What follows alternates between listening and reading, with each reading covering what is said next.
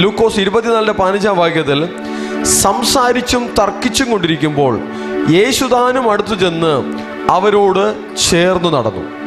യേശു ഉയർത്തെഴുന്നേറ്റതിന് ശേഷം ഇപ്പോൾ തന്നെ മനുഷ്യന്റെ അതേ രൂപത്തിൽ കർത്താവ് ഭൂമിയിലുണ്ട്.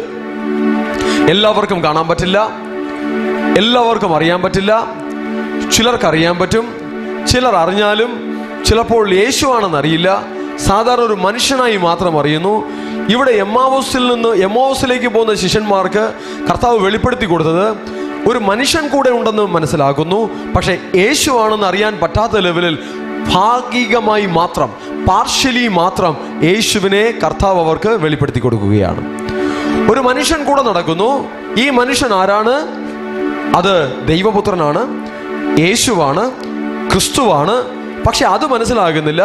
ഒരു മനുഷ്യൻ കൂടെ നടക്കുന്നു, ഒരു മനുഷ്യൻ കൂടെ നടക്കുന്നു എന്ന് മാത്രമേ അവർക്ക് അറിയുവാൻ കഴിയുന്നുള്ളൂ.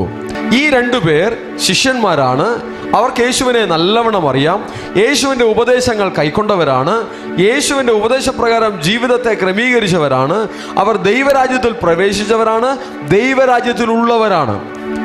പക്ഷേ യേശു കൂടെ നടന്നപ്പോഴും അവർ യേശുവിനെ തിരിച്ചറിയുവാൻ കഴിയാതെ വണ്ണം അവരുടെ കണ്ണ് നിരോധിച്ചിരുന്നു.